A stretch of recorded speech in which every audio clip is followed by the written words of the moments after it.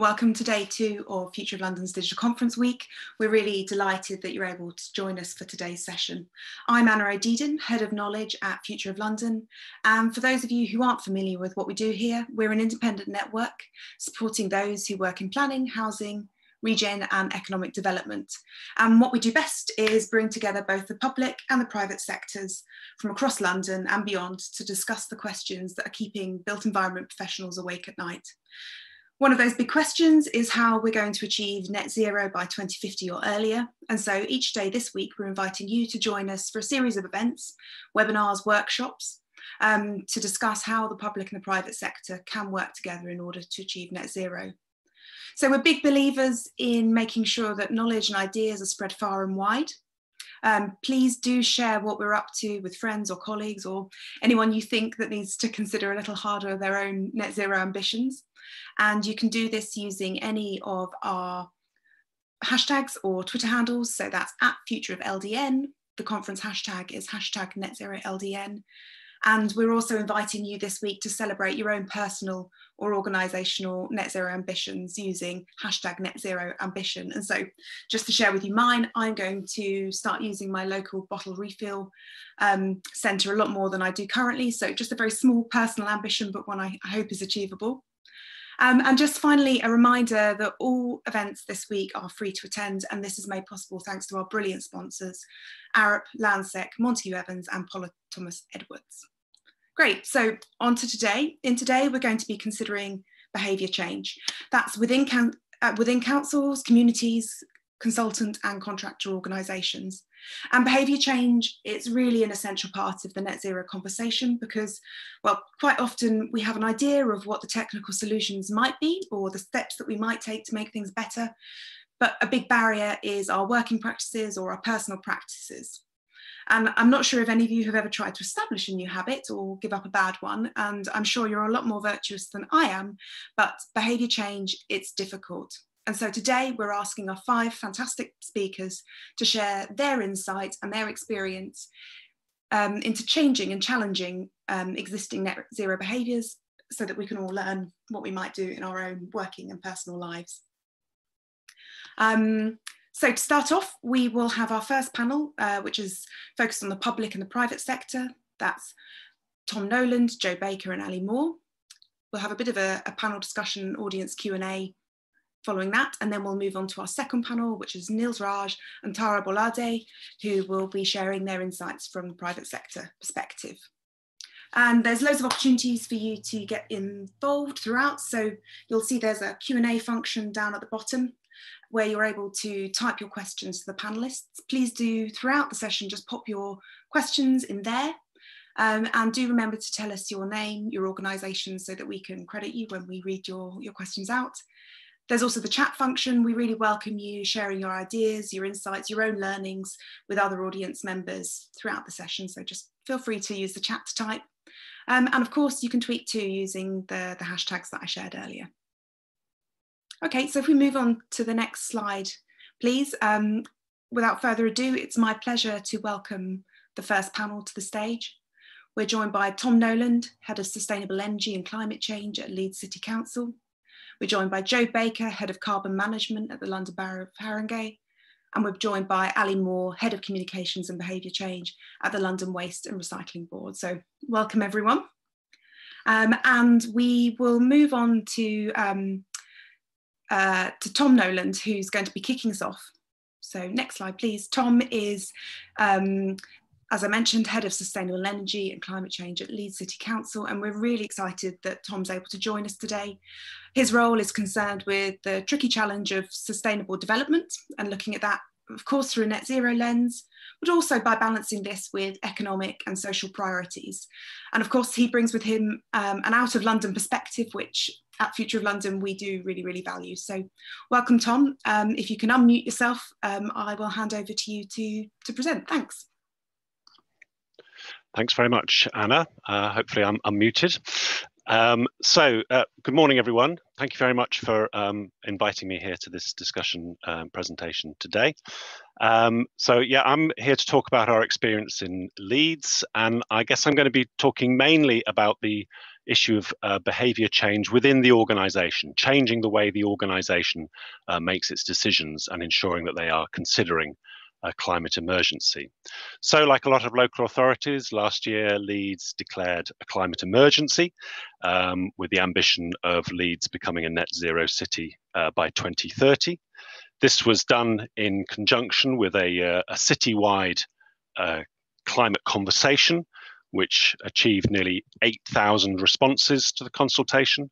We also had a citizens' jury that fed into that process of making recommendations for what the city needed to do.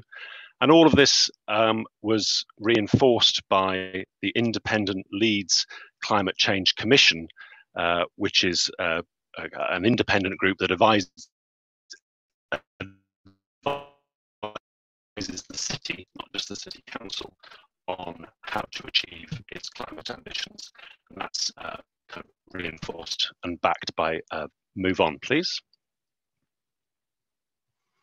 So in that climate emergency, the council aimed to become a net zero carbon organisation by 2030. So some of the main things the council is doing is committing to a programme of rationalisation and energy efficiency within its own buildings, reducing our energy consumption by 40%, buying all of our electricity from green sources, supporting new renewable capacity, purchasing only low emission vehicles. We already have the largest electric vehicle fleet of any local authority in the country, and removing payment for staff petrol and diesel travel by 2025.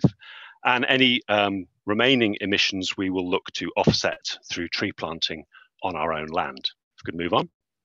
The next slide. But of course, that will only make a small difference to carbon emissions in the city. So our bigger challenge is carbon emissions across the city of Leeds as a whole.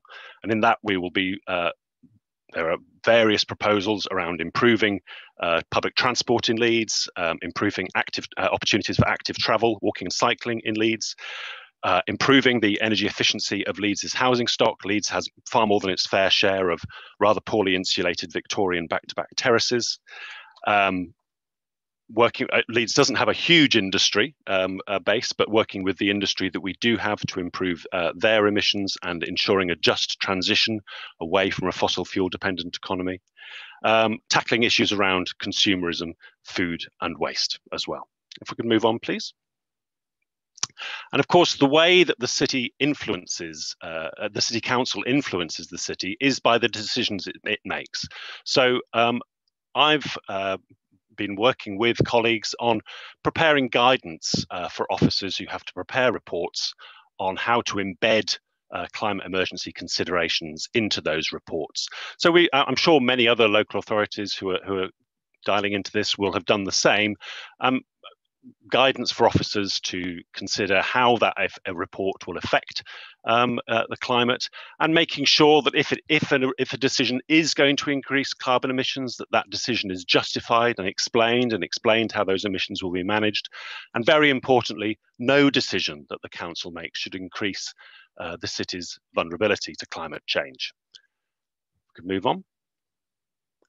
And what I think is really important is that you cannot expect your colleagues in a local authority to become climate experts overnight. So it's absolutely vital that that new guidance is backed up by really credible training. So we're partnering up with the Carbon Literacy Project to provide full days training for all staff across the council. Been slightly delayed because of COVID, so we're having to do this now in an online session, but it ensures that all of our colleagues across the council have some degree of carbon literacy, so that when they look at the guidance that we've prepared for them and when they're writing the reports, they understand how that relates to their role, so they're better able to change the decisions that the council makes and thus move the organisation to one that is delivering a net zero city. I'll finish there. Thanks very much.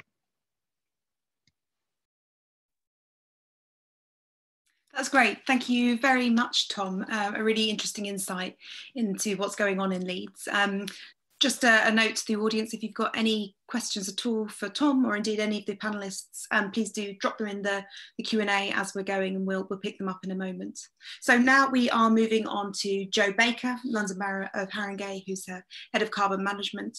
And Joe is going to be talking to us about how local authorities can encourage behaviour change amongst local communities. So over to you, Joe.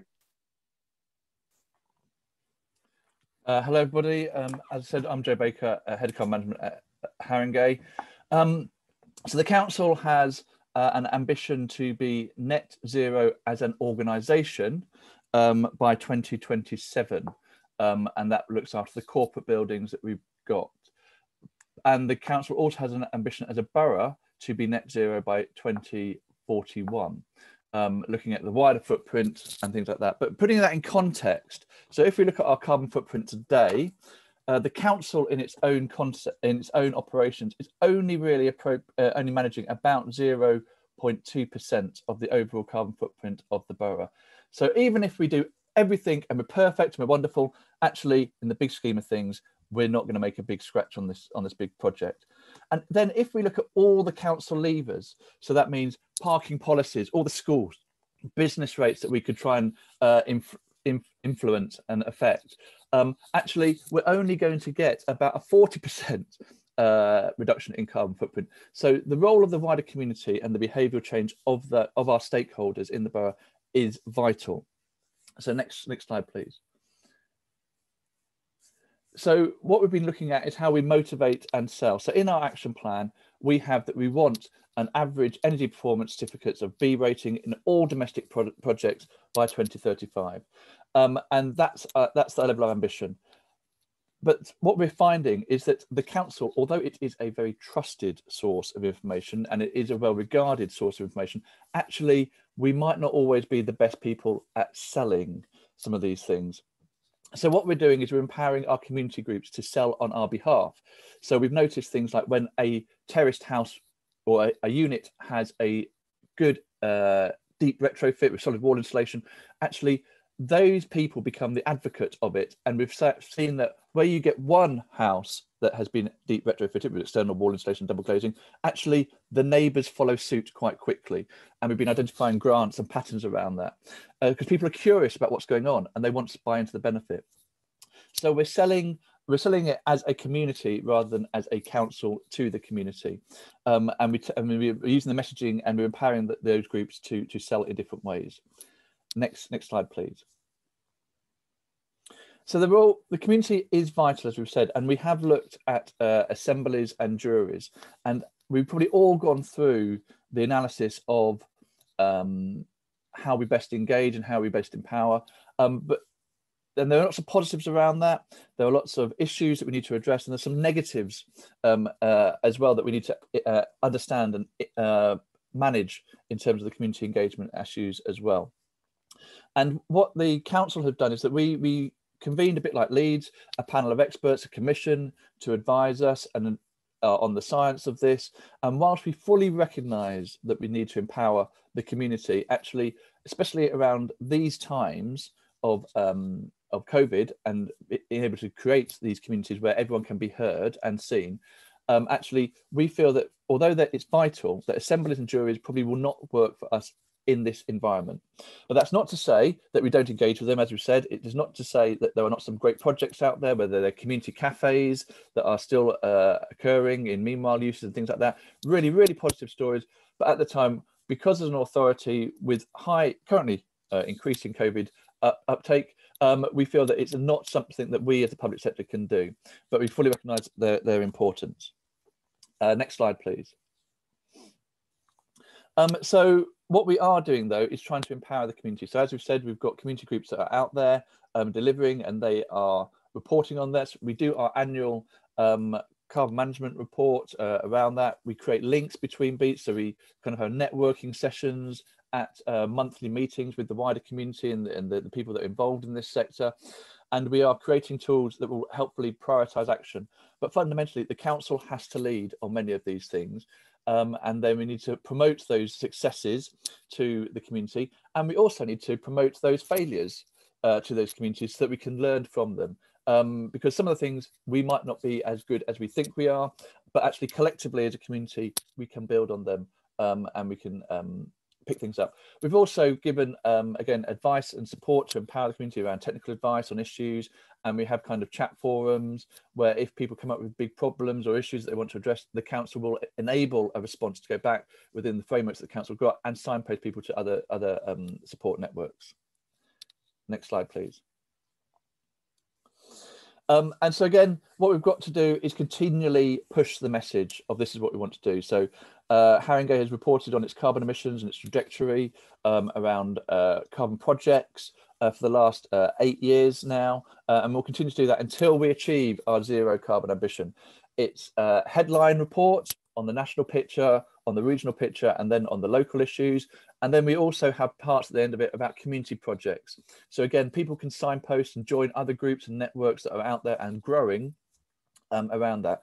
And we've also identified funding which will enable these groups to flourish. So we do have community grants around carbon reduction, which have to demonstrate that they're delivering carbon reduction, and then they will receive funding to enable those things to happen and further spread the message that the council is taking this seriously.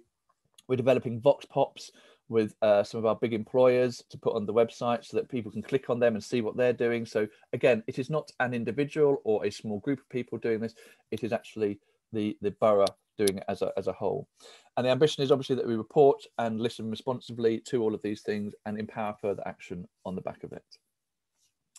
That is me now. Thanks, Joe. That's fascinating, and I think the slide you kicked off with really does explain in quite a powerful way the challenge that local authorities have. You know, it's 0.2% that you're directly responsible for. Then behaviour change within communities, within the businesses that work for and on the behalf of councils, they really, really are important. So I guess that's why we're all here today. So thanks very much, Joe. Let's move on now to Ali Moore, Head of Communications and Behaviour Change at the London Waste and Recycling Board. And as a behaviour change and comms expert, Ali is going to be sharing her experience of how to create powerful campaigns and compelling messages relating to both recycling and consumption. So lots of applicable lessons across the board there as well. So thanks very much, Ali, and over to you. Good morning, everyone. Thanks very much for having me, Anna, and really happy to talk about what we get up to at the London Waste and Recycling Board today. So a quick introduction to the London Waste and Recycling Board. For those of you who don't know us, we are a partnership of the Mayor of London and London's boroughs with statutory objectives to reduce waste and increase recycling. But we have, in our recent business plan, shifted our focus quite hard onto the reduction of consumption-based emissions, which constitute a very, very high proportion of our carbon footprint as a city. 45% of global greenhouse gases actually are caused by the extraction, production and use of stuff which we may not necessarily produce in London. So it's our carbon wake that we're tackling at London, not just the end of pipe stuff around recycling and waste management, but the whole consumption of goods and materials in the city, and trying to drive more sustainable, responsible consumption of that stuff. Can you move on to the next slide, please? In terms of the behaviour change campaigns and communications activity, which is what I'm going to talk about today mainly, as an organisation, we work very closely with London boroughs. We've started increasingly working with businesses too, but specifically with boroughs, we deliver London-wide campaigns around recycling and waste reduction. Behind the scenes, we are building insights through our research programme into citizens' behaviours, attitudes, their inclinations to behave in a more climate-friendly way. We create toolkits for people to use. So every time we create a set of communications assets, such as the ones you see here on the slide, we produce toolkits with them after the campaign, or sometimes during the campaign, so that boroughs and others can use them. We fund local campaigns, so we do fund boroughs to do a certain amount of activity during the year, as they are obviously cash strapped around the communications angle. And we provide one-to-one support for boroughs right across London. So, for instance, if they are doing a service change around recycling in order to boost for instance, food waste recycling participation in certain areas of the borough, then we will provide one-to-one support for them to do that, and sometimes cash funding as well. Next slide, please. So this is our flagship campaign, London Recycles, which we operate on behalf of the Mayor of London. The slide that you see in the background is from our One Bin is Rubbish campaign, which was a 3-year London-wide campaign that we ran, which has concluded in March of this year. And we're currently in the process of developing a new campaign for launch next spring.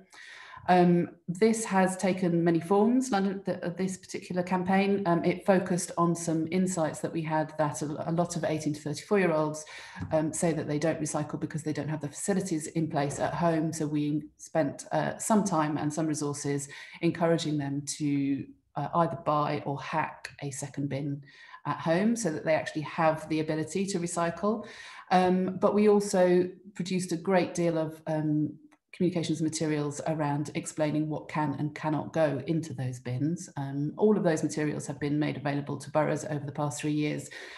We've had a particular focus on plastics at one point, but we do quite a lot with the London Recycles campaign, and it is, as I say, our flagship campaign. Can we move on to the next slide? Thank you. So Love Not Landfill is another of our campaigns. This originated as part of an EU-funded project, which we were a partner with WRAP and a number of international partners on, called the European Clothing Action Plan. And this was a campaign that we created as part of our participation in that project. It's targeted at 16 to 24-year-olds in London, and it aims to encourage Londoners, young Londoners, not to throw away their clothes, but to donate them, to buy secondhand, to mend and repair, to generally take care of their clothes and make them last longer, as it creates a huge carbon footprint if the disposal of fast fashion items is increasingly an issue that needs to be tackled head on. We have continued running this campaign post the EU funded project period, because it has engaged so many young Londoners so effectively. We run pop-up shops to promote secondhand shopping. We do clothing swaps, and we're in the process of developing a series of North London based clothing swaps at the moment with the North London Waste Authority, which will kick off in November, which we'll be doing all online, which is a challenge in itself. And yeah, we do a lot of social media and outreach to sixth forms and universities through this campaign. Next slide, please. And finally, the Small Change Big Difference campaign, which was part of the EU-funded Trifocal project, again in partnership with WRAP and with Groundwork London this time, a very London-based project looking at reducing the amount of food waste people created on the ground. But this campaign also looked at reducing the amount of meat that people ate, as well as reducing the amount of food that they were wasting at home, and increasing the amount of the food waste that was appearing in the recycling bin rather than in the standard bin. So yeah, we did a 3-year campaign on this. It had some quite amazing results. We saw a 9% reduction in food wasted in those boroughs that were targeted through the campaign. We are no longer running this campaign post EU funded period, but we are looking at ways in which we can start working again to promote some more sustainable food behaviours amongst London citizens. And the final slide, please. In terms of the challenges that we face when we are designing campaigns and interventions, behavioural interventions around climate-friendly behaviours, I mean, where to begin really? So a number of different people, including us and partners that we've worked with, have done research on this over the past few years around what's getting in the way for people to become more climate friendly in their behaviours at home. The first that we see again and again in our own research is that the climate is a very low priority for those who are struggling with what we've called lower hierarchy needs. So when you're struggling to clothe and feed your family, when you are struggling with work, when all the other issues that face people, when there's local knife crime to deal with, when there's other issues on your plate, then the climate really is a luxury for people to think about, and encouraging people into thinking about that more is a toughie. It's a really a major challenge for everybody involved in this space. Citizens are primed to consume, so we're all encouraged to buy stuff, to engage with the economy, to consume stuff, but the dominant consumption model that we have in play at the moment is what we call the linear economy. So make it, buy it, use it, and bin it. And we are, as an organisation, focused very hard on the circular economy and working with businesses and local authorities around ways to promote and encourage and pilot different ways of embedding the circular economy more effectively into the way that we consume as a country, as a planet. The scale and complexity of the climate challenge is massive. It's big, and until quite recently, it has been very, very far away for most people. People kind of understand the concept of climate change, but they don't necessarily understand what behaviours they're doing that impact it, or they might have just electric cars and a bit of recycling. It's not clear to people exactly what the ultimate impact of climate change is going to be on them and how they can directly affect it and why they might directly affect it. It is, the Australian bushfires, the issues with flooding in other parts of the world just seem a very long way away for a lot of people in London. And then this final issue is a kind of a catch-22, which people don't feel necessarily, and I say people in the loosest way, a majority of people that we speak to feel that there's not a sense of urgency around this. And we hear again and again people saying, well, if it were genuinely urgent, then the government would be doing something about it. But of course, the government will only do something about it if they feel that their constituencies, that their voters actually want them to, and that their voters think that there's something urgent going on there. So we're kind of stuck in this slightly vicious loop here in terms of behaviour change. So that's it from me for now. So over to you, Sophie. Great. So let's jump into the panel discussion. Thank you, Tom, Joe, and Ali. Really appreciate your thoughts, and we're getting lots of comments in the chat. Lots of kind of questions well popping up there.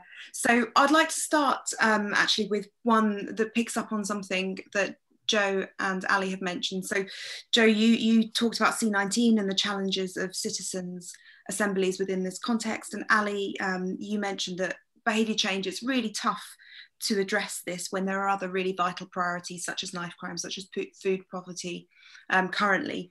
So C19 is obviously, COVID-19 is obviously a lens through which to look at behaviour change. And one observation that I've made is that, yes, there's been some really big challenges, and COVID is by no means a good thing. I want to make that clear. But what it has shown in one way is that we're able to change, and we're able to innovate, and we're able to do this fast. So, we've all seen a move to remote working.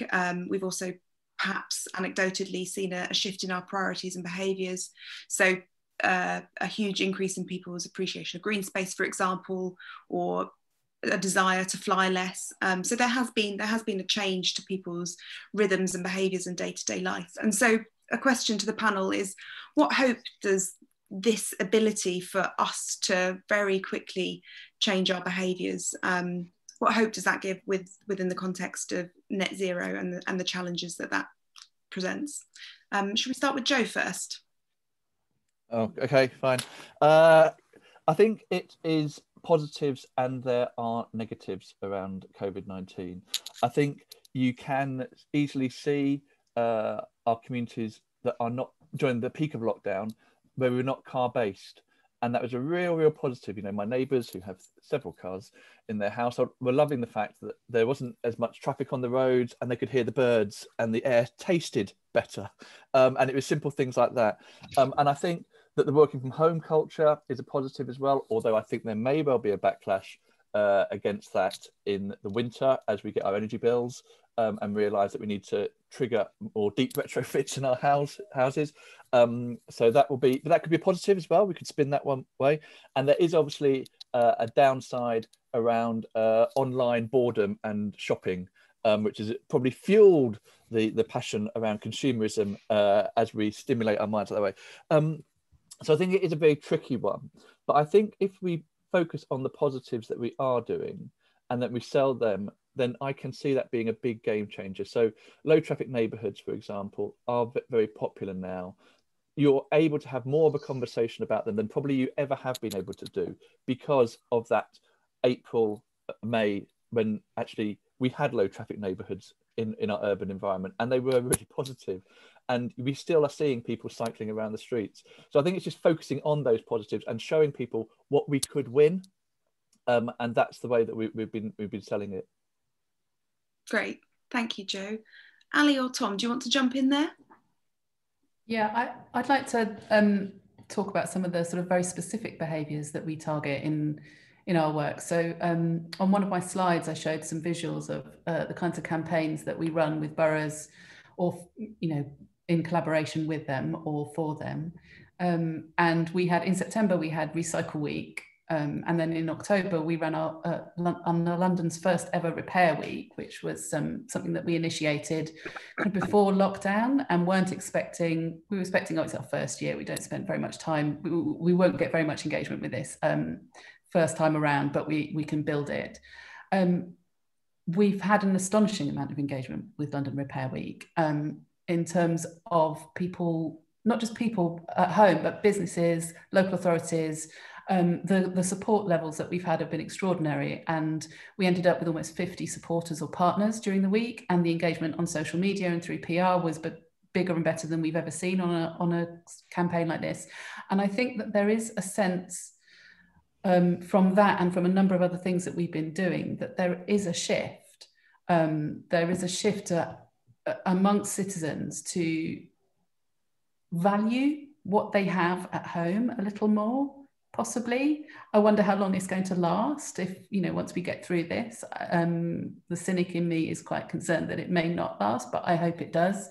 But the other thing that we've really seen as an organisation is, the mobilisation of boroughs and businesses around green recovery. It has given us a lever as a community to do something really, really proactive and positive. 26 London boroughs have declared a climate emergency over the past year or two, and we're seeing them now kind of going, right, we've got an opportunity to do something right now, use the situation that we're in to kind of rethink, replan, refocus our resources and our efforts on, what do we need to do to tackle the climate emergency faster.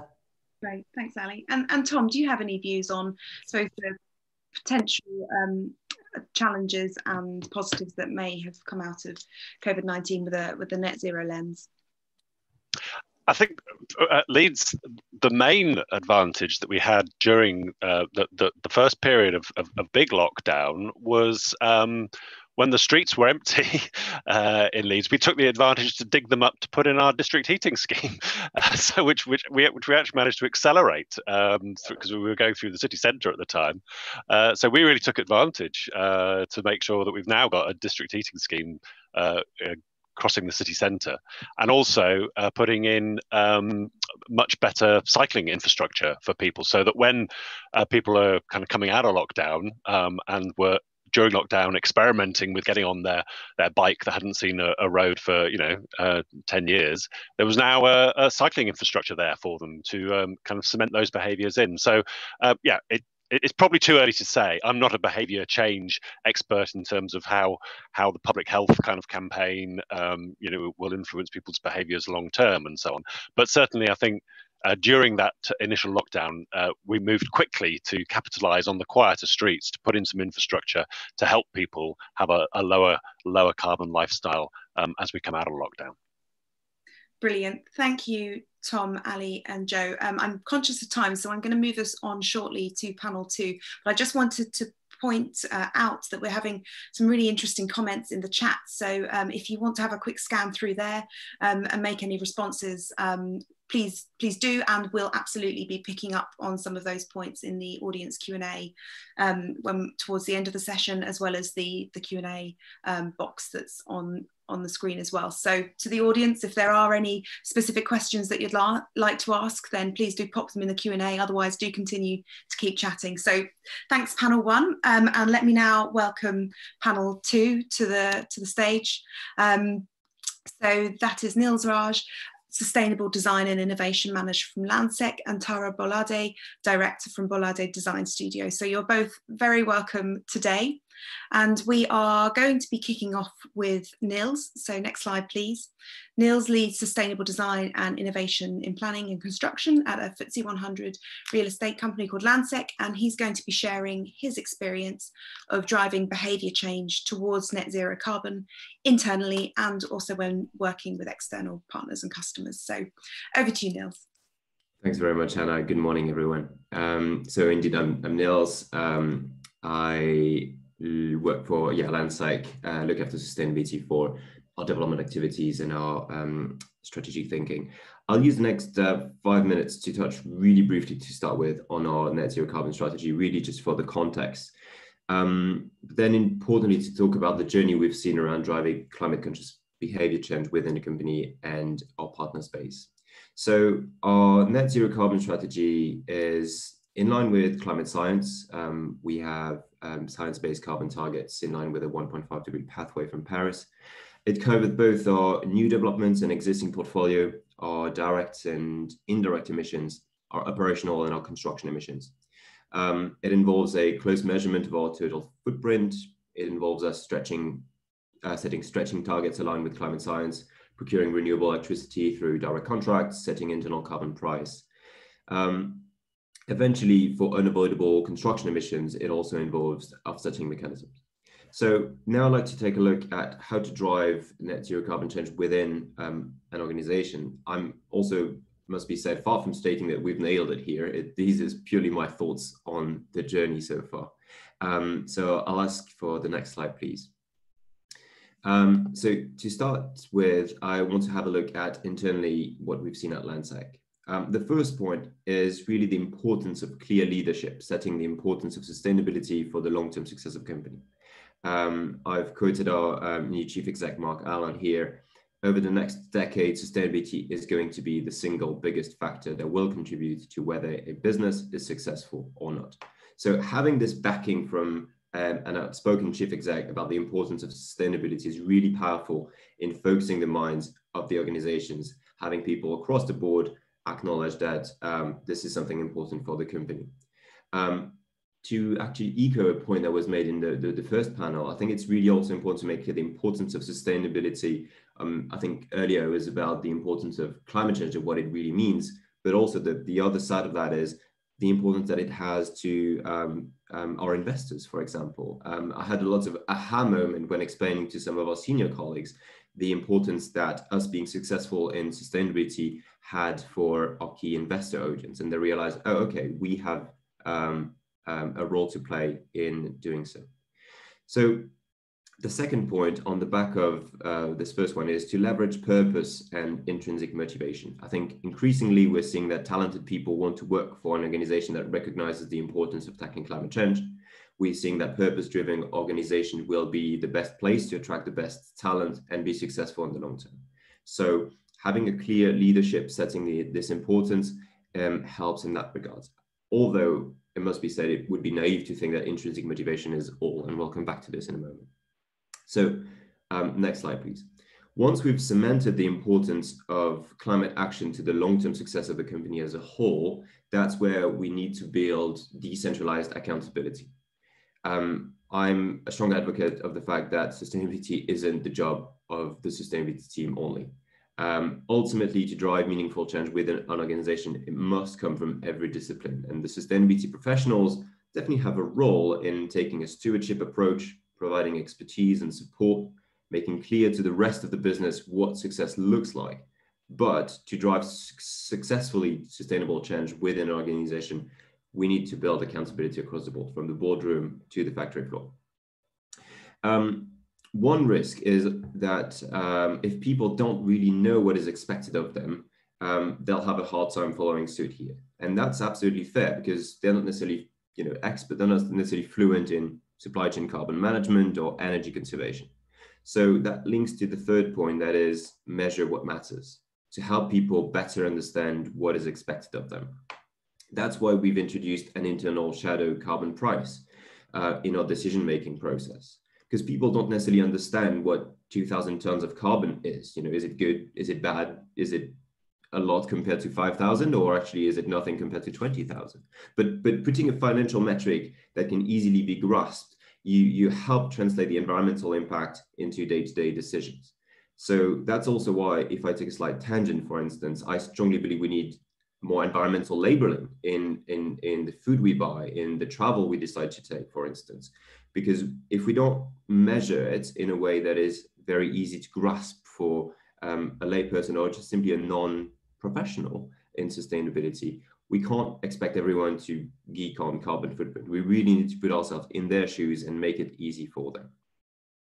Final point in this first section is to build the right incentives. We talked about intrinsic motivation earlier.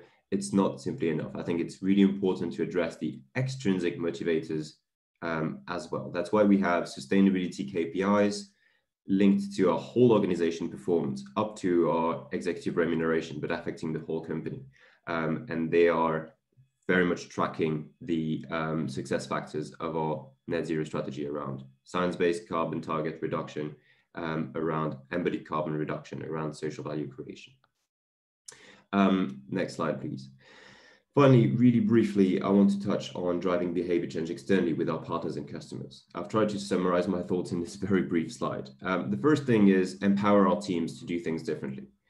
As a client, we've got a key role to play in providing a very clear briefing of the importance of the question and being transparent about how it affects our company as a whole beyond one project. So this example of the KPIs affecting a whole organization, for example, an architect doesn't necessarily appreciate until we make that very clear that the building having a very low embodied carbon footprint is actually going to be scrutinized by the whole organization. Second, allow space for innovation in operation and reward outperformance. We are really, in briefing our teams and working with architects and the whole design team as a whole, try to change the mindset from, well, the client probably doesn't want to hear about that, to driving proactive behaviors. Tell us stuff you don't think we care about, but actually you might be surprised of the answer you get. Again, here, measure what matters. You know, it's really important that we score our partners on their sustainability credential and that we let them know that this is the exercise question. Again, alongside other factors naturally, but making very clear that it counts. Finally, partnership is absolutely key. We need to engage with our own customers for the long term, taking a stewardship approach with them. How can we help our customers achieve their goals? Because ultimately, our own footprint very much depends on theirs. And so we need to find synergies between our common goals to achieve success there. Thanks very much. Thanks, Niels. I think some really interesting thoughts there. Particularly, I like the way you started when you said we far from nailed it. And I think that's a really important attitude to have.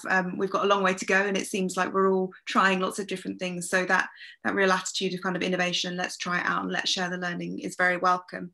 I also think you picked up on a really important point, which is sustainability is not just the job of the sustainability professionals. And I think that echoes what Tom was saying in his first presentation about the importance of training within an organisation. And I can see in the chat that Loretta Hoy, she agrees. She says training for all staff is a brilliant idea. I think it's something I've realised that we need to upskill in-house. So lots of comments echoing and approving of what you said. So brilliant, thank you. And Tara, welcome to the stage. We have Tara Bolade from Bolade Design Studio. Tara is an architect and director, and she has done lots of work with net zero communities, and she's going to be sharing with us some examples of her current portfolio and the lessons from that. So over to you, Tara. Awesome, thank you very much. My first slide, please.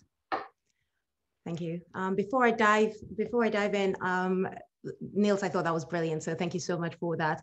I'll be speaking with a couple of hats on today. One is definitely as a practice director, where a lot of our projects are sustainability led. And the second is within my role within the Harlow and Gilson Garden Town, where I lead the development of our sustainability guidance and checklist, which is used to assess incoming planning applications. And I just wanted to pick up on a point that Niels made earlier, which actually was going to be my sort of final point, but I think it's important to highlight it here. And that is, even though I have the sustainability title within the Garden Town team, certainly it's quite amazing how the entire team really are the sustainability champions, and every meeting they have external from the sustainability led one is linked back to sustainability. So I think it's that linked to the upskilling that needs to occur in the industry is brilliant. So to start, I think very much a vision, and taking up from that point of leadership, a vision and creating a clear vision of what we're trying to achieve is critical. So whether that be net zero carbon communities, whether that be 15-minute cities, whether it be compact neighborhoods, having a clear vision is critical in starting that process, but critically communicating that vision to everyone who will listen and then the others who won't.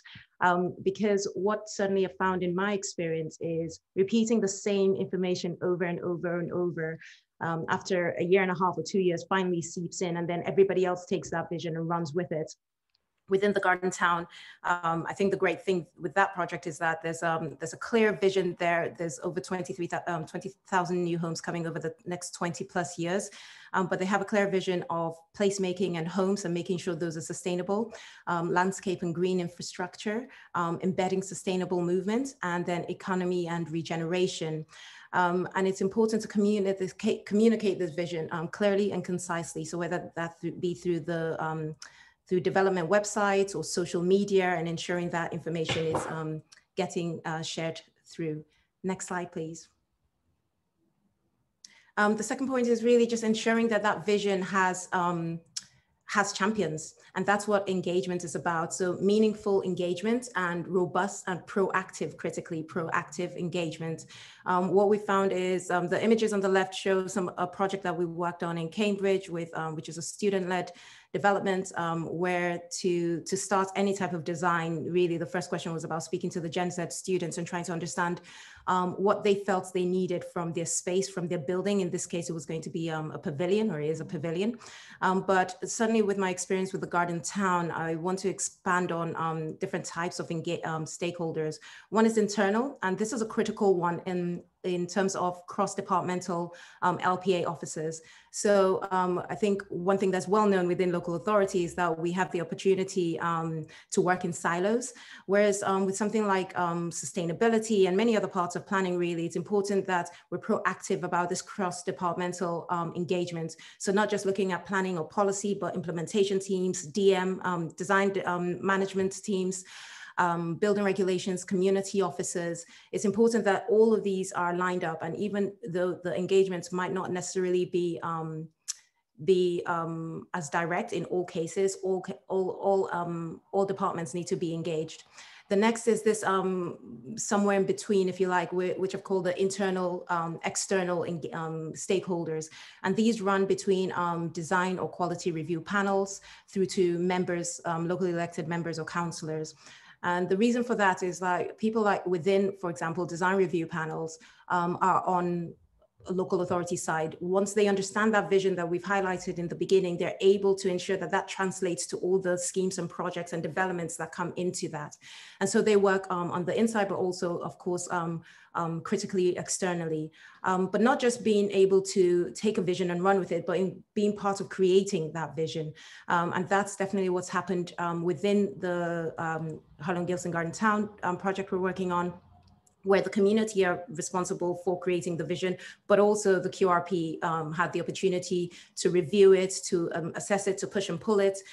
Critically, we also had industry sustainability expert workshop days, where we brought in, with the help from colleagues at UKGBC, we brought in experts to review again and critically appraise the formation of a piece of document that we'll be using to assess incoming applications. And then finally, external stakeholders. So these are our community, charities, local businesses, network organizations, etc. And critically, it's important to engage all the way through the process, not when we think we have a great draft that we want to discuss, but actually informing that draft and in identifying what might be important. Next slide, please.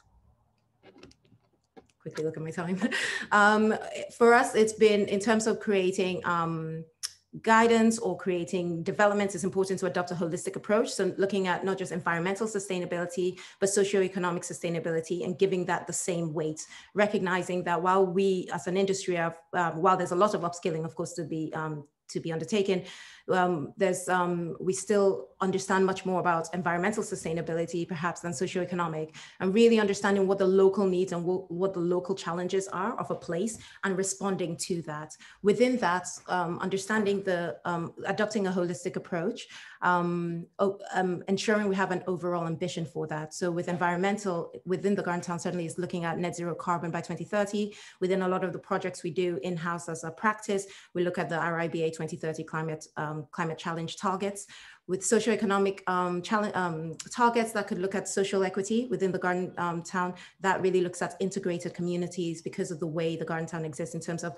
Harlow sort of holds itself in the middle and different other authorities and districts surrounded. So it's about ensuring that these communities are integrated. I thought it was important to very quickly highlight some of the barriers to adoption, which of course is behavior change, but this is why that idea of understanding what the vision, ensuring that we are engaging to create that vision is critical, because only when are we all collectively part of the process of creating a vision can we hold ourselves accountable to it. Next slide, please.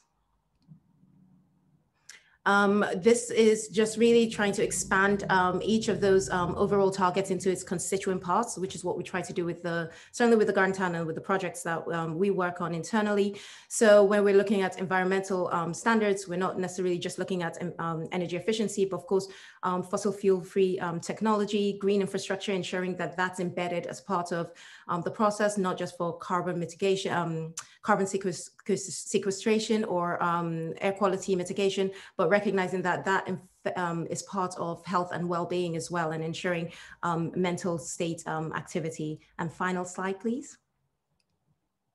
And finally, with the socioeconomic, this is the same ambition here within Harlow, looking at ensuring that people are that the challenges that have been highlighted are that people are not physically active. And so therefore that of course leads to overweight and diabetes.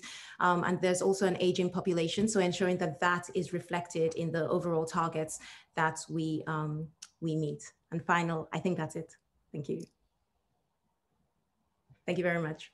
Thank you, Tara. That was great. And it's really great to hear you picking up on some of the other themes that we've spoken about already. So not working in silos, picking up on Neil's point that sustainability is absolutely part of all of our responsibility. Let's jump into a panel discussion with Tara and Nils then. I'd like to ask a question. So in the previous panel, we talked about short-term behaviour change, and we picked up on COVID-19 and the challenges that presents us from a net zero angle. For you guys, I'd like to ask about long-term behaviour change. Ultimately, if we're looking to achieve net zero by 2050, and in some cases sooner, I suppose this means we need to start thinking about challenging and changing really entrenched behaviours for good. And you've both absolutely spoken about that.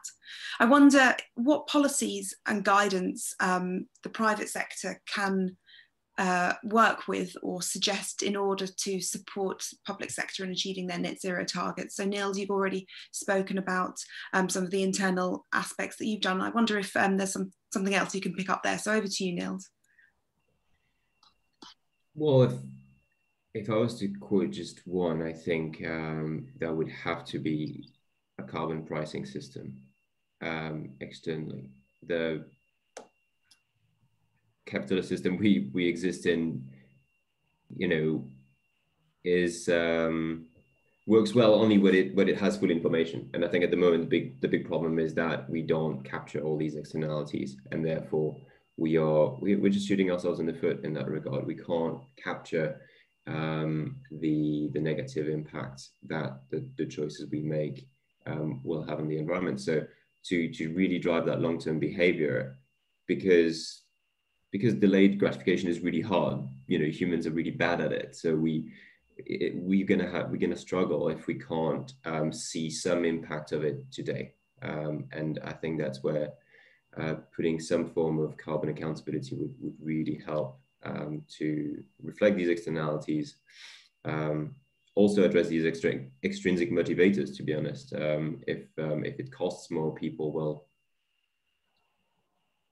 be it at corporate levels, be it at private sector, as well as in our day-to-day lives.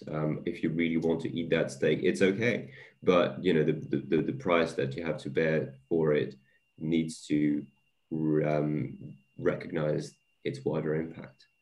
And in our day-to-day lives, maybe another one would be public opinion and peer pressure. With something that we're seeing here as well around not wearing a mask in public, for example. Are we going to see more negative public opinion around our decision making vis-a-vis environmental?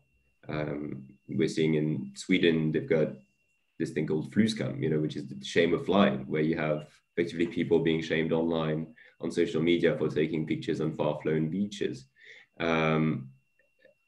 I actually think that's quite a powerful driver, because we as humans are very much social creators, and we'll want to see, we wouldn't want to get something that would sort of black sheep us. So the more we can have these social behaviors being put on the open and being openly responsible for them, I think we can drive long-term behavior there. Thanks, Neil. So yeah, really making that future feel a little bit more tangible today is a very key message in terms of the costs, making the costs present now. Yeah, have you got any thoughts on long-term behaviour change? Yes, I think what we've certainly tried to do with our projects and our clients is state the business case quite clearly from the beginning, and state, again, coming back to this vision, state what it is we're trying to achieve collectively.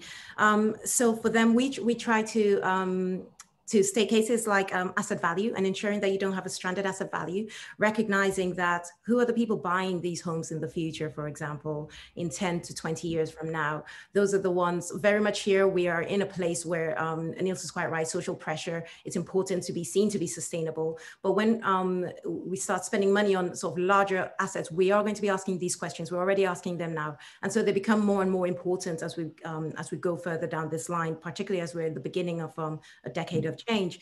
Second is marketability, in terms of your branding, in terms of your competitive advantage. And the truth of the matter is that if you're not on this, on the sustainability road, and very clearly marketing that, very clearly advertising that, you will simply get left behind. It's not about waiting for policy to catch up. It's not about waiting for other external levers. You will just become out of business. So I think that, it's about the long-term business model that one holds. If you really want it to be a sustainable business model, it's important to address sustainability and communicate that clearly.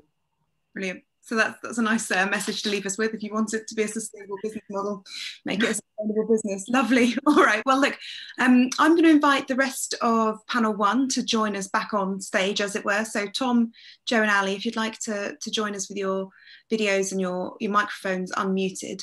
I'll kick us off with a few questions, and it's brilliant seeing the chat and the Q&A popping up the whole time with loads and loads of comments. So do keep on asking questions, and for those of you who are Twitter literate, please do post some of these comments on Twitter. We can make the conversation even bigger than the group of kind of 130 of us here. So do that. But I'd like to start off with a question which is looking kind of picking up on some of the thoughts that we've had around both short-term and longer-term behaviour change, and reflects also a question that has been put to us by Ella Hauser.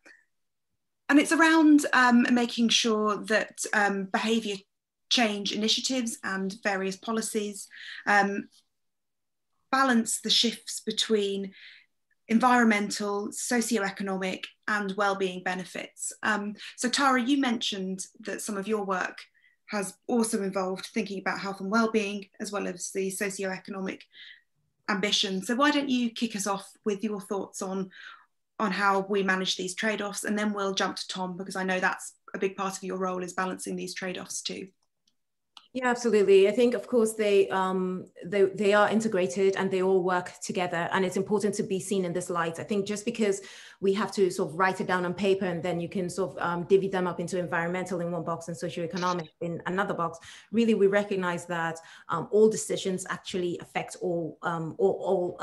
affect it in a holistic way. So for example, where we're talking about fabric first approach to buildings, we recognize that that's an economic decision as well, because it means we're looking at low maintenance costs, low energy bills for end users and residents of homes, for example, or where we look at incorporating green infrastructure, parks, robust green infrastructure or blue infrastructure. It's not just for carbon sequestration, but it's very much about, yes, our mental health and well-being, very much opportunities for allotments to be incorporated within this. So it's about ensuring that every single decision we make have all of these three trade-offs, if you like, all of these three triple bottom lines embedded and highlighted, because I think it goes back to this business case idea and ensuring that from the beginning, coming back to this vision at the beginning, that's communicated. So it becomes very difficult to just make a flippant decision, because you know that there's so many aspects that come off this one decision that's been thought through. I'll leave it there. Thanks, Tara. Tom.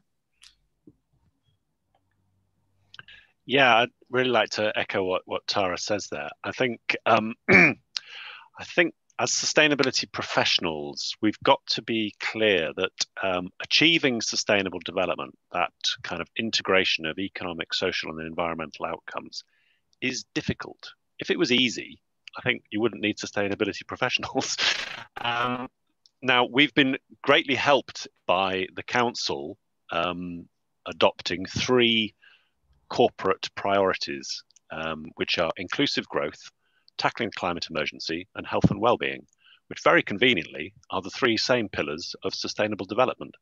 Now, turning that level of kind of political buy-in then into kind of embedding that into the decisions that the organization then makes that influence people's lives in that is part of what that guidance I talked about in my presentation. That as an early tiptoe baby step towards doing that, particularly focusing on the climate emergency side of things. But it would be foolish for me to think that I can just produce some guidance and suddenly Leeds City Council will be delivering nothing but sustainable outcomes. There will still be decisions. There will still be roads that will be built. There will still be kind of a green space that will be lost. But I think the guidance that we're preparing and being followed now in the council, instead of those kind of negative impacts being kind of ignored or not acknowledged, they are now much more out in the open, and they have to be justified, and they have to be managed.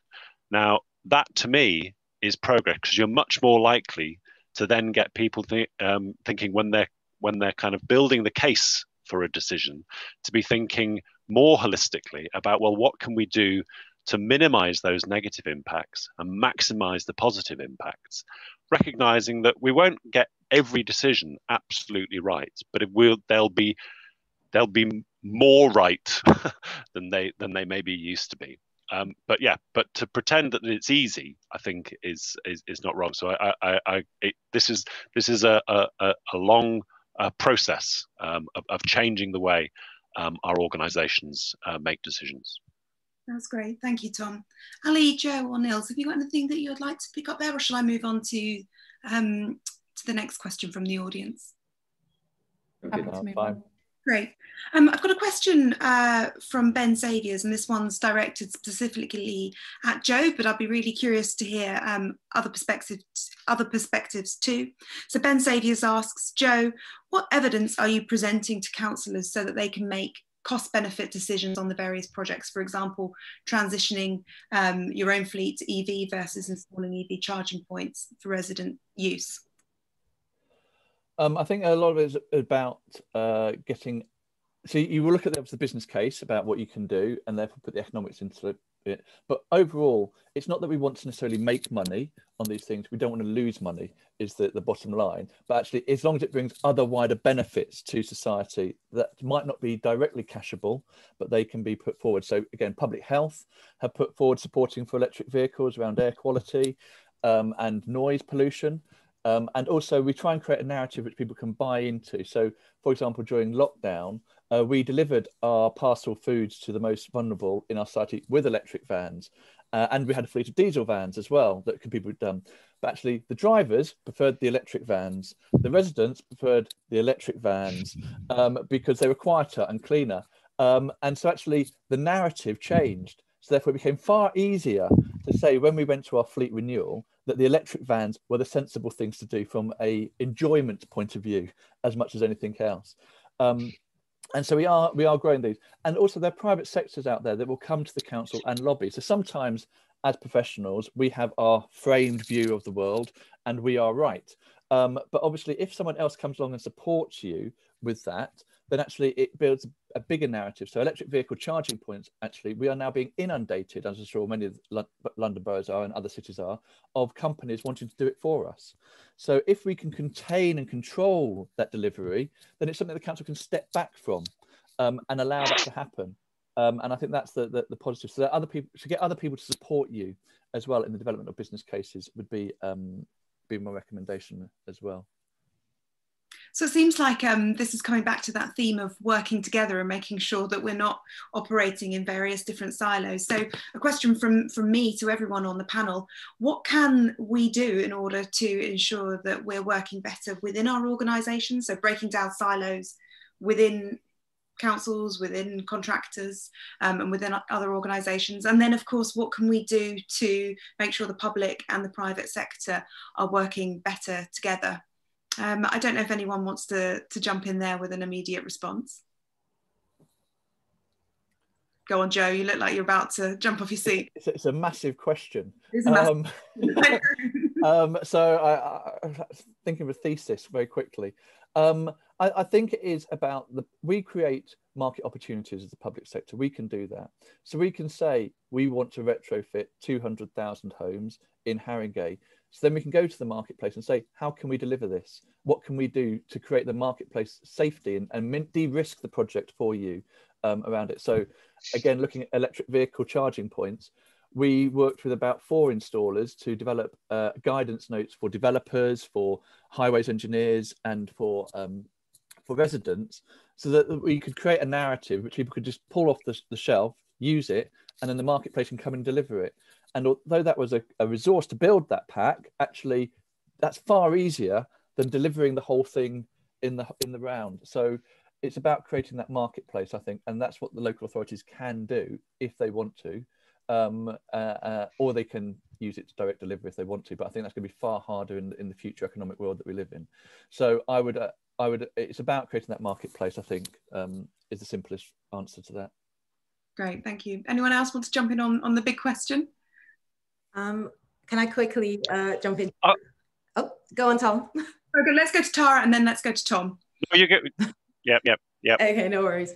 I'll quickly jump in, I guess, from my experience with the Guntown. I think what's been great to see is that while I've certainly in my role, I've sort of badgered my way into all types of meetings. So really, technically, we sit within the implementation team, but we're very much in policy meetings and regen meetings and DM meetings, all with presenting the same type of information, but creating space such as 1-hour drop-in sessions for officers. This is again within local authority, creating drop-in sessions for officers as well as the external public. But if we look at just officers, which are at convenient times, invitation-only sessions where we've asked officers to critically appraise only a particular section of, say, guidance. So whether that be energy efficiency today or water efficiency another day or waste reduction another day, and then repeating that on a monthly basis. And I think by the end of sort of a year and a half, like I say, there's literally, when a meeting comes up, there's no need for anyone with a sustainability title to be the person who's there, because everybody else knows exactly what's going on. So I think it comes also back to this training process, which originally was very much sort of guidance will be developed and then a training session will happen, but actually it's been incredibly fluid, and the upskilling has happened across the board in the creation of it. So that's been my experience, and I think it's been great to see that nobody needs the title. Thanks, Tara. Tom. Yeah, I'd echo that. I think as a person trying to work across the organisation, embedding sustainability into decision making, you have to be a fantastic networker. You probably have to drink more coffee than you should, and you have to be ruthlessly professional. You know, you have to be a source of advice. You can't just go berating colleagues saying they're doing their job badly or wrong. You have to help them do it better. As I said, in line in Leeds' case, with what the council has said it wants to achieve. So you're there helping people to do that. When we were developing the guidance that I mentioned in Leeds, we based it very strongly on the equality, impact and diversity guidance that the council already had. So we kind of worked out that it was actually very difficult to get a decision through the council that would have a detrimental impact on diversity, inclusion, disadvantaged communities and so on, because the guidance was there, the decisions were being scrutinised to make sure that they were delivering a more equal city. And that's the same sort of approach we wanted to take with sustainability. We hope now that with the guidance in place, it will be really difficult to get a badly unsustainable decision through the council without some really, really, really good justification. And that requires other professionals around the organisation to buy into what you're doing. So I echo what Tara said. If you can have drop-ins, network, all that sort of stuff, to get onto your agenda, onto other people's agenda. That's the key to it. Great. Niels, go ahead. Just maybe to build a bit on the marketplace point that Joe brought up. I think it's absolutely right. And again, borrowing from what Tara said, but the more I think we can make clear that being able to leverage this marketplace for what it's good at, and making clear that the organizations that do it the best are going to be the ones that remain, and the ones that are successful is what gives me hope. If we can provide very clear guidance around, well, here is the type of regulations that are coming our way, here are heightened expectations from the public, here are heightened expectations from investors to do things differently, then private and public sector working together can step up, I think, and deliver something that is meaningfully better in that marketplace, and then hopefully snowballing it where the tail is then picking up that, well, actually you can be successful, you can sell, get a proper return on an investment that is sustainable and that delivers on that net zero agenda. But that requires a whole lot of coordination there, and importantly, yes, more internally, I think. But I find when engaging people on these matters is really down to putting oneself in their shoes and acknowledging that they trying to have them buy into the idea, not because it's sustainable, the more sustainable one, but because it helps them, truly. The reason why we're building a building out of a hybrid timber construction, for example, in Southwark at the moment, the whole sort of engagement I had to do over a couple of years was much less around, hey, maybe probably much more around, it allows you to build quicker, allows you to build, lighter, so you can put stories where you wouldn't be able to otherwise,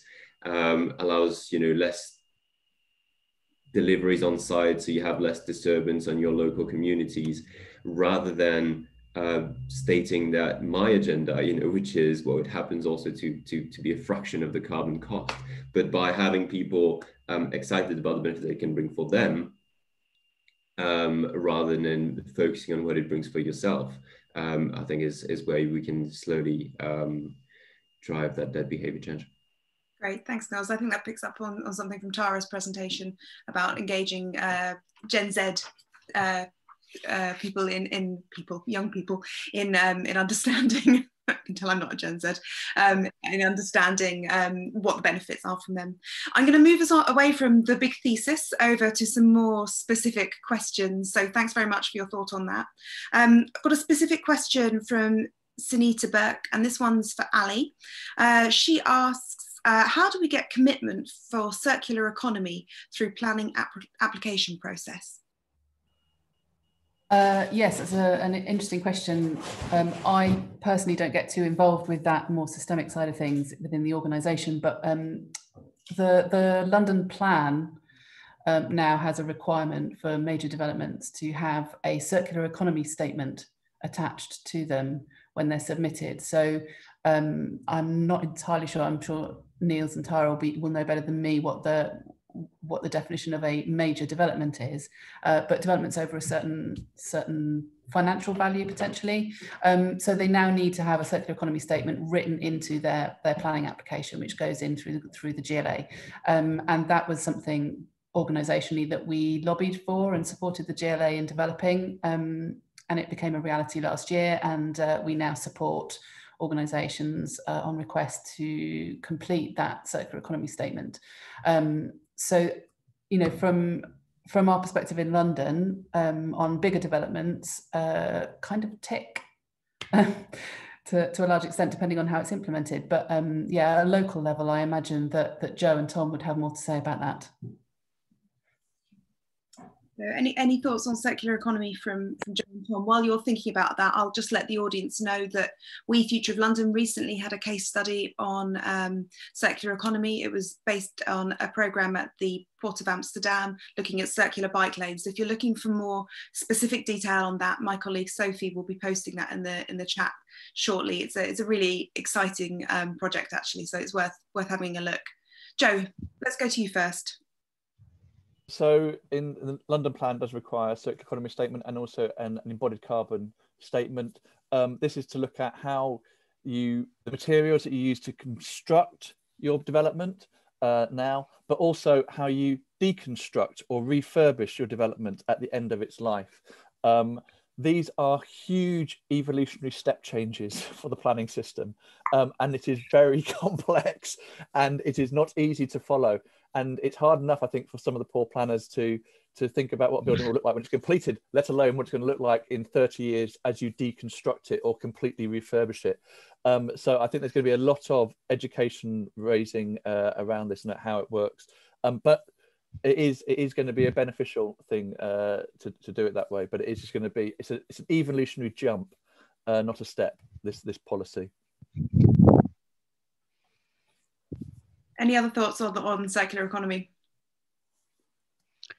Well, I just from our perspective up here, I think we just spit feathers in envy that you've got a thing called the London Plan, which we don't have because we're not a mayoral or authority up in Leeds. So we're very much still restricted by what national legislation says.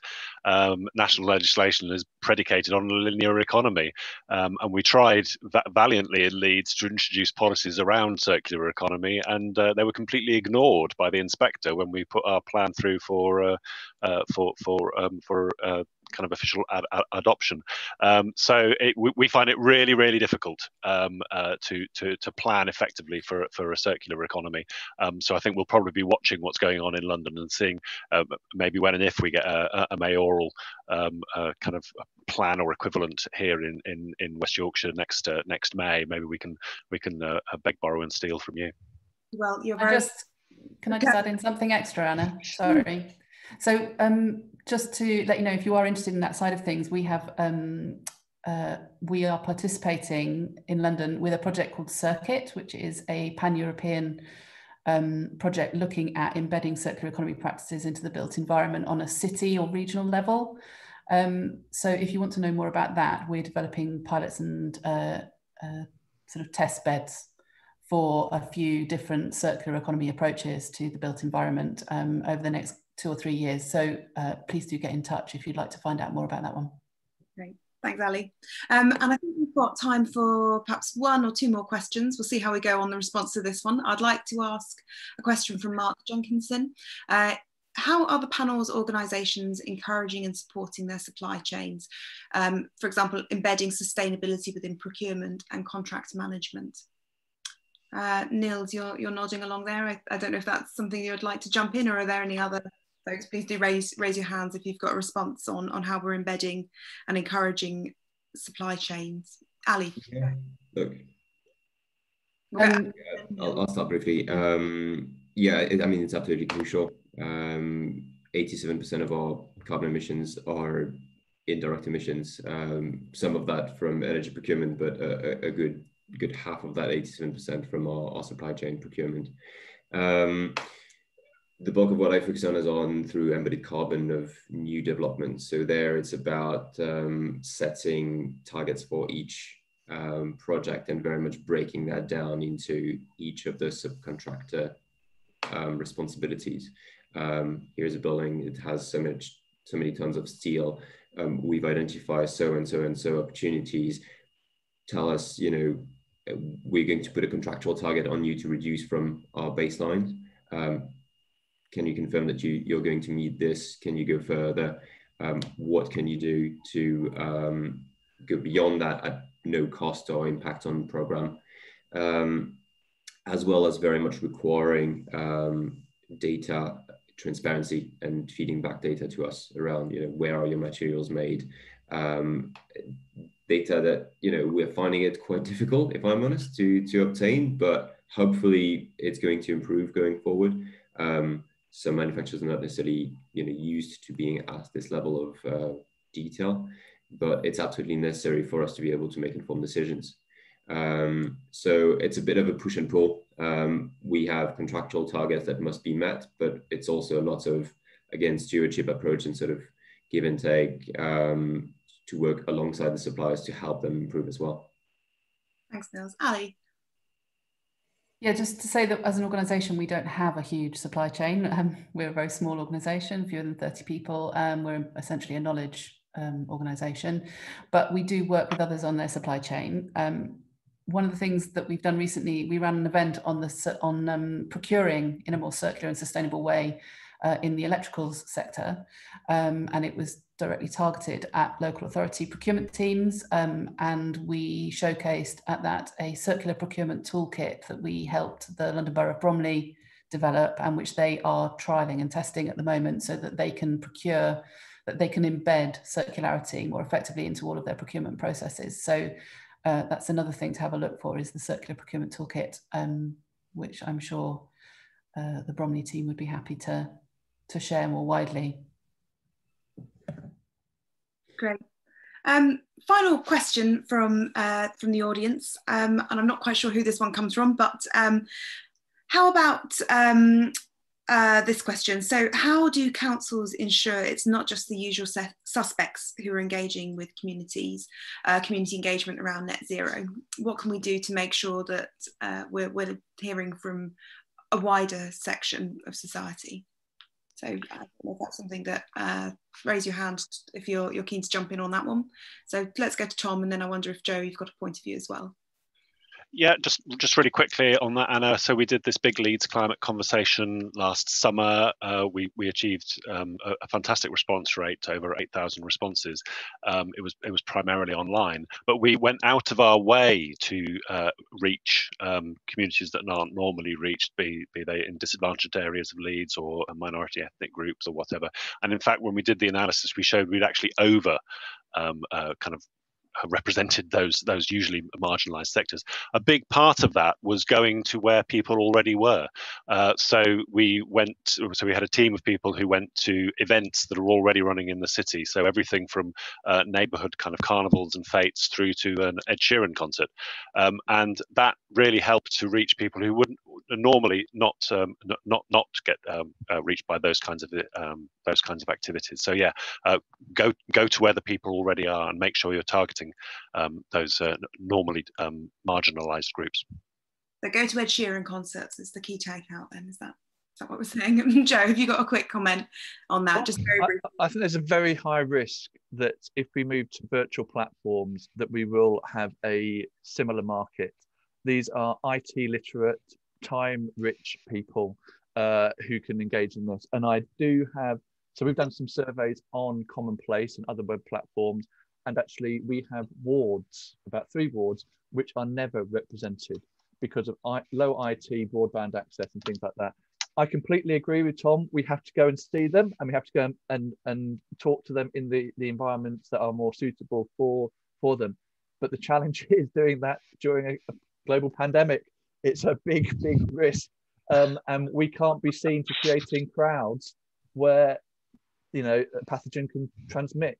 So I don't know the answer. I mean, we have discussed things like handing out laptops to residents to give, because that might be cheaper and easier than actually holding events and de-risking holding events. We do have a citizens panel, which is meant to be geographically and demographically representative of the borough. But again, that's only a very small sample of it. So we have about 1,000 people on that, which we can target with. But yeah, it is a very, very tricky thing to do at this pleasant time. Yeah, very tricky. All right, well, look, I'm conscious of time, everyone, so I'm going to say thank you very much for all of your contributions. It's been a fascinating and wide-ranging conversation. Certainly lots of tricky subjects to tackle within the umbrella of behaviour change. Safa, can we bring up the final slide, please? I just want to, as well as say thank you to the panellists, say a huge thank you to our audience and for your brilliant contributions in the chat. I've had a really interesting time navigating a panel discussion as well as keeping up with the wealth of comments that are going through there. So if there's anyone who hasn't had their question answered, then please do tweet any of our panellists. Their details, they're all in the attendee briefing that you got.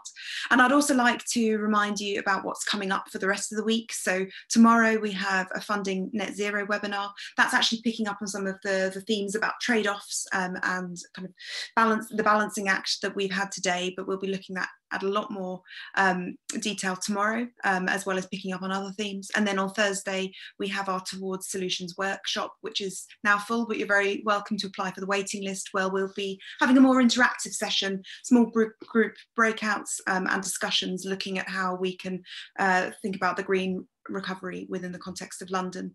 And then Friday, if you've missed any of this week's conversations, we'll be posting a specific web page where you can catch up on our content via YouTube and through write-ups. So without kind of further ado, I would just like to say one final thank you to everyone. It's been an absolute pleasure, and I really hope that you're able to join us for the rest of our digital conference week.